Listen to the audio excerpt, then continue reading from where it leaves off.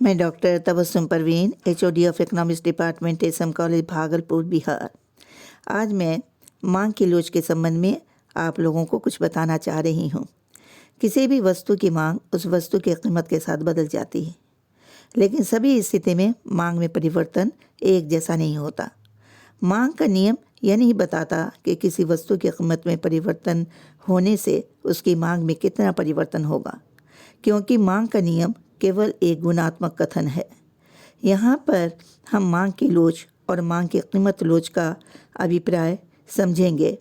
कीमत के सूक्ष्म परिवर्तन के कारण उत्पन्न होने वाले मांग की मात्रा में परिवर्तन की माप से है। मार्शल ने यह कहा कि मांग की लोच का बाजार में कम या अधिक होना इस बात पर निर्भर करता है कि वस्तु की कीमत में एक निश्चित मात्रा में परिवर्तन होने पर उसकी मांग में सापेक्ष रूप से अधिक या कम अनुपात में परिवर्तन होता है। सैमुएल्सन के शब्दों में मांग की लोच का विचार कीमत में परिवर्तन के फलस्वरूप मांग की मात्रा में परिवर्तन के अंश अर्थात मांग में प्रतिक्रियात्मकता के अंश को बताता है। यानी मांग की लोच ED बराबर मांग में अनुपातिक परिवर्तन बाई कीमत में अनुपातिक परिवर्तन।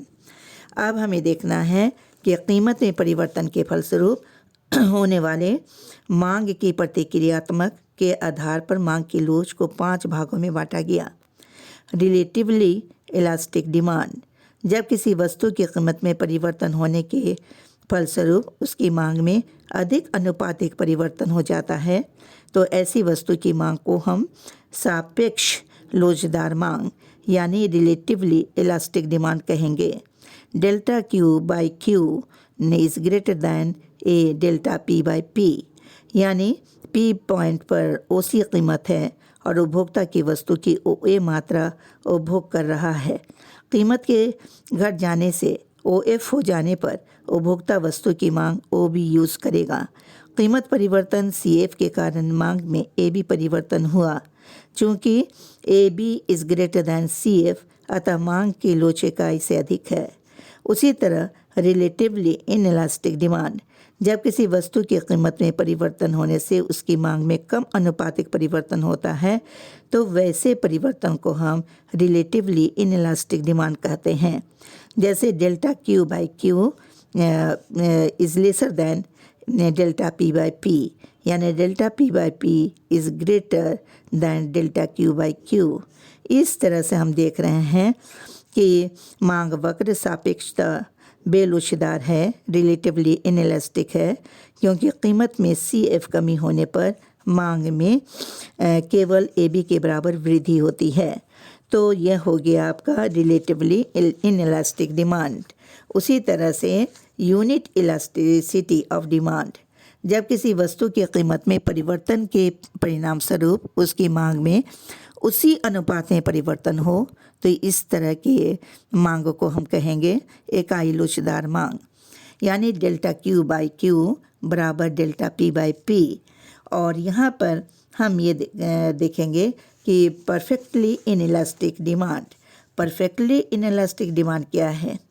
जब किसी वस्तु की कीमत के परिवर्तन के फलस्वरूप उसकी मांग में कोई परिवर्तन ना हो, यानी यहाँ पर डेल्टा Q बाई Q बराबर 0, यानी OC कीमत पर OD मांग है और कीमत की कमी होने पर मांग OD ही रह जाती है, यानी कीमत में कमी या वृद्धि का वस्तु की मांग पर कोई असर नहीं, तो इसे हम कहते हैं परफेक्टली इनइलास्टिक डिमांड। उसी तरह perfectly elastic demand. Perfectly elastic demand का मतलब है कि जब किसी वस्तु की कीमत में 0 परिवर्तन होने पर भी मांग में बहुत ज़्यादा परिवर्तन आ जाए, यानी व्यवहारिक और वास्तविक जीवन में वस्तुतः किसी वस्तु की मांग पूरी तरह लोचदार मांग नहीं होती, लेकिन पूर्णतया लोचदार मांग की दशा में डेल्टा P बाई P बराबर 0 होगा। और इस डायग्राम में हम ये देख रहे हैं कि DD मांग की रेखा चित्र में वस्तु कीमत OD पर वस्तु की मांग OA है। OD कीमत पर वस्तु की मांग बढ़कर OB हो जाती है।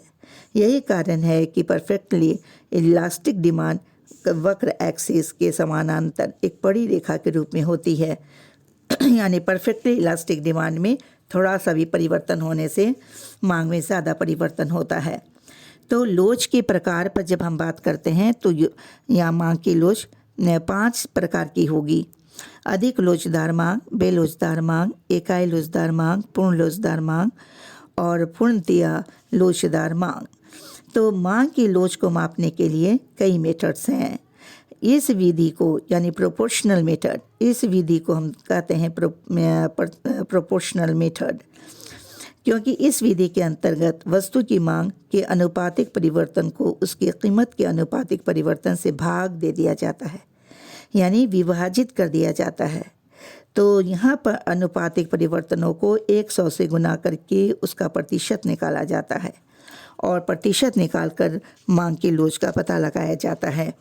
तो यहाँ पर होगा आपका ईपी बराबर मांग में अनुपातिक परिवर्तन और कीमत बाई कीमत में अनुपातिक परिवर्तन।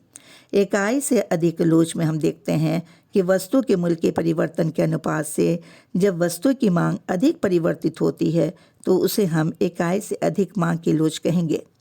यानी मांग की लोच बराबर मांग में प्रतिशत परिवर्तन बाई मूल्य में प्रतिशत परिवर्तन, यानी 20% बाई 10% बराबर 2 इकाई से अधिक। यानी यहाँ पर इकाई से कम लोच। इकाई से कम लोच का मतलब है कि अगर मूल्य में परिवर्तन की अपेक्षा मांग में होने वाला प्रतिशत परिवर्तन कम होता है तो उसे हम मांग की लोच इकाई से कम होगी। मांग की लोच बराबर मांग में प्रतिशत परिवर्तन बाई मूल्य में प्रतिशत परिवर्तन। इकाई के बराबर लोच जब किसी वस्तु के मूल्य में होने वाला परिवर्तन ठीक मांग में होने वाले परिवर्तन के बराबर हो जाए तो उसे हम कहते हैं इकाई के बराबर लोच। मांग की लोच बराबर मांग में प्रतिशत परिवर्तन बाई मूल्य में प्रतिशत परिवर्तन। और टोटल एक्सपेंडिचर मेथड, इस मेथड को मार्शल ने अपनाया था, इसका प्रयोग किया था। तो इसमें आता है आपका हाईली इलास्टिक डिमांड। जब किसी वस्तु पर उपभोक्ता द्वारा किया जाने वाला व्यय कीमत परिवर्तन के विपरीत बदलता है तो उसे हम अधिक लोचदार मांग या लोचपूर्ण मांग वाली मांग कहेंगे। यहाँ पर इकाई लोच मांग, यानी यहाँ पर हम देखते हैं कि जब किसी वस्तु की कीमत में कमी या वृद्धि कुल व्यय पर कोई प्रभाव न डाले तो उसे वस्तु की मांग इकाई लोच वाली होगी, यानी इलास्टिसिटी ऑफ डिमांड बराबर 1। और यहाँ पर हमें देखना है कि किस तरह से वस्तु की मांग जो है, मांग की लोच मांग को प्रभावित करती है। तो यहाँ पर आपको एक इक्वेशन आता है, वो इक्वेशन है कि यहाँ पर जो डायग्राम है इसमें पहले हम देख लें कि तालिका से स्पष्ट है कि जब कीमत घटकर 4 रुपये तक पहुँचती है तो कीमत और व्यय के बीच विपरीत दिशा में परिवर्तन होता है और कीमत में 4 रुपये और 3 रुपये के बीच कुल व्यय स्थिर रहने के कारण इलास्टिसिटी ऑफ डिमांड घट जाती है। यानी यहाँ पर हम इस बात पर ध्यान देंगे कि दूसरा मेथड क्या है, पॉइंट मेथड। इस विधि का अर्थ है कि अगर कोई मांग रेखा आकार की नहीं है तो उसके हर बिंदु पर मांग की लोच की मात्रा अलग अलग होगी और इसको रेखा गणितीय ढंग से स्पष्ट हम करेंगे, ज्योग्राफिकल मेथड से। तो यहाँ पर आपका ये मेथड है कि इस पॉइंट मेथड के द्वारा भी मांग की लोच का पता लगाया जाता है। मांग की रेखा एक सीधी रेखा, अगर मांग की रेखा एक सीधी रेखा के रूप में हो तो इससे अलग अलग बिंदुओं पर मांग की लोच को हम पता करेंगे। तो ए बी मांग की रेखा है और इस रेखा की लंबाई 4 इंच मान ली गई है, जिसे 4 भागों में बांट दिया गया है और इस रेखा पर P1, P2, P3, P4, P5 5 point लिया गया है। प्रत्येक बिंदु पर मांग की लोच को तालिका संख्या से स्पष्ट किया गया है। अगर मांग रेखा वक्राकार है तो जिस पॉइंट पर मांग की लोच का पता लगाना है वहां पर स्पर्श रेखा खींची जाती है। अब इस स्पर्श रेखा का ढाल स्वयं मांग वक्र के उस बिंदु के ढाल को प्रकट करेगा और इस स्पर्श रेखा के नीचे के हिस्से को ऊपर के हिस्से से विभाजित करके मांग की लोच को पता लगाया जा सकता है। तो मांग की लोच को प्रभावित करने वाले बहुत सारे फैक्टर्स हैं, जैसे वस्तु के गुणों का प्रभाव भी मांग की लोच पर पड़ता है। जो वस्तु आवश्यक है, जीवन रक्षक होती है, उसकी मांग की लोच बेलोचदार होगी। वस्तु का प्रयोग, एक से अधिक प्रयोग वाली वस्तुओं की मांग की लोच लोचदार होती है। और वस्तु की कीमत का प्रभाव मांग की लोच पर पड़ता है। मार्शल ने बताया था कि मांग की लोच ऊंची कीमतों के संबंध में अधिक होती है। मध्य कीमत के लिए पर्याप्त, और ज्यों-ज्यों कीमत घटती है त्यों-त्यों मांग की लोच भी घटती है। अगर कीमतें इतनी गिरें कि तृप्ति की सीमा आ जाए तो लोच धीरे धीरे समाप्त हो जाती है। उसी तरह कुछ वस्तुएं ऐसी हैं जिसकी मांग साथ साथ की जाती है। जैसे उदाहरण के लिए क्रिकेट का बल्ला और उसका बॉल, मक्खन के साथ डबल रोटी, यानी ऐसी वस्तु, इन वस्तुओं में से एक वस्तु की कीमत बढ़ती है तो दूसरे वस्तु की मांग बेलोचदार हो जाएगी। धन के वितरण का प्रभाव, समाज में धन की वितरण की समानता होने पर मांग की लोचदार और असमान वितरण होने पर बेलोचदार होगी। आय स्तर के बढ़ने पर मांग की लोच बेलोचदार और घटने पर लोचदार हो जाती है। उदाहरण के लिए धनियों की मांग की लोच बेलोच होती है। और उसके बाद हम देखते हैं टाइम एलिमेंट। मांग के लोच पर समय का भी प्रभाव पड़ता है। जब कभी किसी वस्तु की कीमत में परिवर्तन होता है तो उस वस्तु की मांग पर तत्काल प्रभाव नहीं पड़ता, बल्कि कुछ समय के बाद कीमत में परिवर्तन का प्रभाव मांग पर पड़ता है। और व्यक्ति के स्वभाव का प्रभाव भी मांग की लोच पर पड़ेगा। व्यक्ति जिन वस्तुओं के उपभोग का आदी होता है उसके लिए उन वस्तुओं की मांग की लोच बेलोचदार होगी। जिन वस्तुओं की उपभोग भविष्य के लिए टाला जा सकता है उन वस्तुओं की मांग लोचदार होगी, और क्योंकि ये वस्तुएं उतनी आवश्यक नहीं होती। लेकिन जिन वस्तुओं के उपभोग को भविष्य के लिए नहीं टाला जा सकता है उन वस्तुओं की मांग बेलोचदार होगी। तो मांग की लोच के विचार का बहुत सारा महत्व भी है। मार्शल ने बताया था कि मार्शल द्वारा प्रतिपादित जो वैल्यू थ्योरी है उसमें किसी भी वस्तु की कीमत उसकी मांग और पूर्ति की सापेक्षिक शक्ति के द्वारा डिटरमिन्ड होती है। आधुनिक अर्थशास्त्र में मांग पक्ष को आप रेवेन्यू कर्व के द्वारा और सप्लाई कर्व को हम कॉस्ट कर्व के द्वारा दिखाया जाता है। लागत वक्र टाइम एलिमेंट पर निर्भर करता है, जबकि आगम वक्र मांग लोच पर निर्भर करता है। यानी यहाँ पर संयुक्त पूर्ति से संबंधित वस्तुओं की कीमत तय करते समय उसकी मांग की लोच का ध्यान रखा जाता है। उन वस्तुओं के लिए अलग अलग उत्पादन लागत नहीं निकाले जाते। और साथ ही वितरण के सिद्धांत में उत्पादन के साधनों का पुरस्कार भी निर्धारित करते समय मांग की लोच की धारणा बहुत उपयोगी हो जाती है। उत्पादन के साधनों की मांग प्रत्यक्ष न होकर डिराइव डिमांड होती है।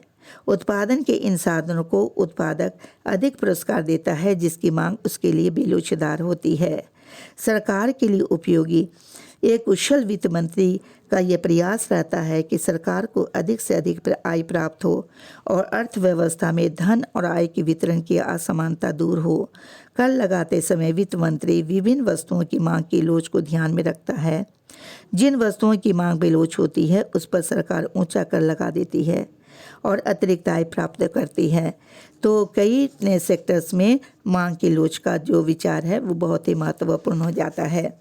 और साथ ही साथ हम देखते हैं कि अंतर्राष्ट्रीय व्यापार में जब दो देश के बीच व्यापार की शर्तें यानी उनके आयात और निर्यात की मांग और पूर्ति की लोच पर ही निर्भर करती है।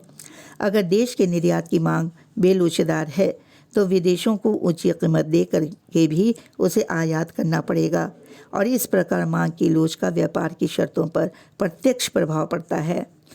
और यातायात में भाड़े की दर निश्चित करते समय कंपनी ये देखती है कि वस्तु और सेवा की यातायात की मांग लोचदार है अथवा बेलोचदार है। ऐसी वस्तुएं जिन्हें ट्रक के द्वारा एक स्थान से दूसरे स्थान पर नहीं ले जाया जा सकता, रेलवे और उसके भाड़े की ऊंची दर निश्चित करेगी, क्योंकि उस वस्तु के लिए रेलवे की सेवा की मांग बेलोचदार होगी। तो इस तरह से हम देखते हैं कि यानी मांग की लोच के प्रभावित करने वाले तत्व क्या हुए और मांग की लोच के विचार का महत्व क्या हुआ और साथ ही साथ किस पॉइंट से यानी किस तरीक़े से हम मांग की लोच की माप कर सकते हैं। और मांग की लोच की माप करने के अलावा हमें यह भी देखते हैं कि मांग की लोच की विधियों के साथ साथ मांग की लोच की क्या श्रेणियां हैं।